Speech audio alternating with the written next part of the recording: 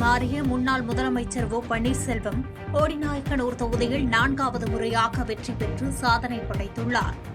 தேனி மாவட்டம் போடிநாயக்கனூர் தொகுதியில் 50 ஆண்டுகால அதிமுக அரசியல் பயணத்தை முடித்துக் கொண்டு முதன்முறையாக திமுக சார்பில் களமிறங்கிய ஓ பன்னீர்செல்வம் 6805 வாக்குகள் வித்தியாசத்தில் வெற்றி பெற்றார்.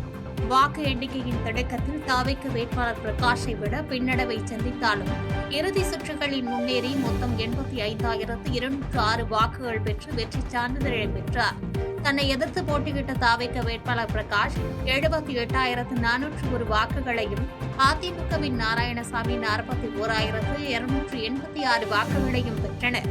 வெற்றிக்கு பின் செய்தியாளர்களிடம் பேசிய ஓ பன்னீர்செல்வம், உதயசூரியன் சின்னத்திற்கு வாக்களித்த மக்களுக்கு தனது நெஞ்சார்ந்த நன்றியை தெரிவித்துக் கொள்வதாக கூறினார். தமிழக தேர்தல் தோல்விக்கு செல்வ பெருந்தகையே காரணம் என சாடியுள்ள ஈரோடு காங்கிரஸ் நிர்வாகி மக்கள் ராஜன், தவிக தலைவர் விஜய் ஆட்சியமைக்க காங்கிரஸ் ஆதரவு தர வேண்டும் என கோரிக்கை விடுத்துள்ளார். ஈரோடு மாவட்ட காங்கிரஸ் கமிட்டியின் முன்னாள் தலைவர் மக்கள் ராஜன் தமிழக தேர்தல் முடிவுகள் குறித்து அதிருப்தி தெரிவித்துள்ளார். இதுகுறித்து செய்தியாளர்களை சந்தித்த அவர், திமுகவுடன் கூட்டணி அமைத்ததே காங்கிரஸ் கட்சியின் பின்னடைவுக்கு காரணம் என்றும், தவிகவுடன் கூட்டணி அமைத்திருந்தால் 70 தொகுதிகளில் வெற்றி பெற்றிருக்கலாம் என்றும் தெரிவித்தார். காரைக்குடியில் செல்வ பெருந்தகை மற்றும் ப. சிதம்பரம் எடுத்த முடிவுகளால் கட்சி பலவீனம் அடைந்துள்ளதாக கூறிய அவர், தற்போது தவிக ஆட்சியமைக்க தேவையான ஆதரவை காங்கிரஸ் எம்எல்ஏக்கள் வழங்க வேண்டும் என ராகுல் காந்திக்கு கோரிக்கை வைத்துள்ளார். மேலும் தோல்விக்கு தார்மீக பொறுப்பேற்று செல்வ பெருந்தகை உடனடியாக பதவி விலக வேண்டும் என வலியுறுத்தினார். இன்றைக்கு 5 சட்டமன்ற உறுப்பினர் காங்கிரஸ் பேரியத்துக்கு வருவார்கள். இன்னமும் காலம் கடந்துவிடவில்லை. மரியாதைக்குரிய தமிழக வெற்றிக் கழக விஜய் அவர்கள் ஆட்சி அமைப்பதற்கு காங்கிரஸுடைய எம்எல்ஏக்கள் அவர்களுக்கு சப்போர்ட் பண்ண வேண்டும். அதை மேலிடத்தில் இருக்கக்கூடிய நிர்வாகிகள் கண்டிப்பாக தலைவர் ராகுல் காந்தி இடத்திலும் தலைவர் மல்லிகார்ஜுன கார்கே இடத்திலும் எடுத்து சொல்லி விஜய் அவர்கள் ஆட்சி அமைப்பதற்கு ஆதரவு தர வேண்டும் என்று நான் சாதாரண ஒரு காங்கிரஸ் தொண்டனாக இந்த நேரத்தில் தெரிவித்துக் கொள்கிறேன். கோபிசெட்டிப்பாளையம் தொகுதியில் திமுகவை வீழ்த்தி வெற்றி பெற்ற தவிக ஒருங்கிணைப்பாளர் செங்கோட்டையன் தமிழகத்தின் அடுத்த முதலமைச்சராக விஜய் பதவியேற்பார் என தெரிவித்துள்ளார்.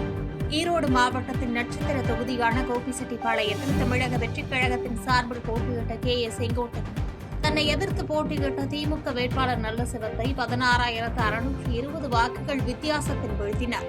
செங்கோட்டையன் 82,612 வாக்குகளும், திமுக வேட்பாளர் 65,992 வாக்குகளும் பெற்றனர். வெற்றிக்கு பின் பேசிய அவர், முதல் தேர்தலிலேயே இந்தியாவை வியக்கும் வகையில் வெற்றி பெற்றுள்ளது தவிகவின் சாதனை என்றார்.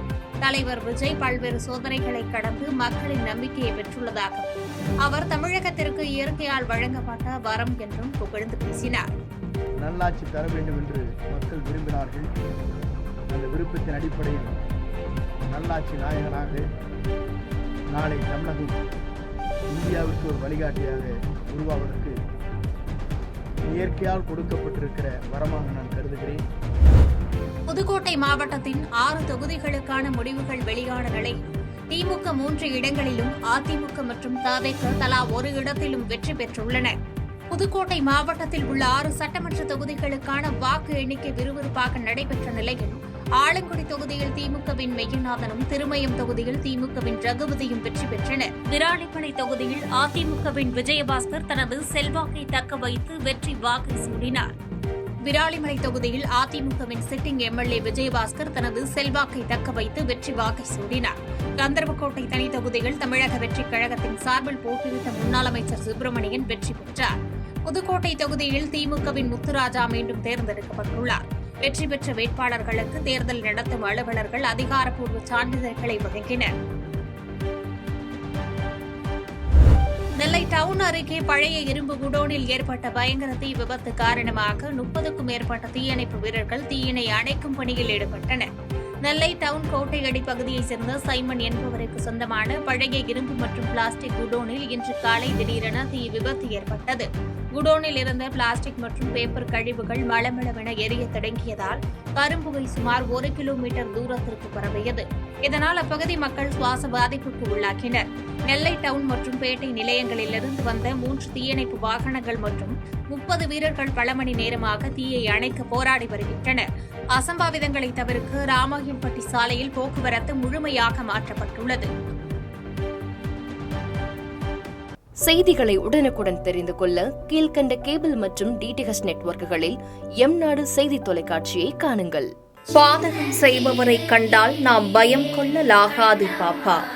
மோதி மிதித்துவிடு பாப்பா, அவர் முகத்தில் உமிழ்ந்துவிடு பாப்பா.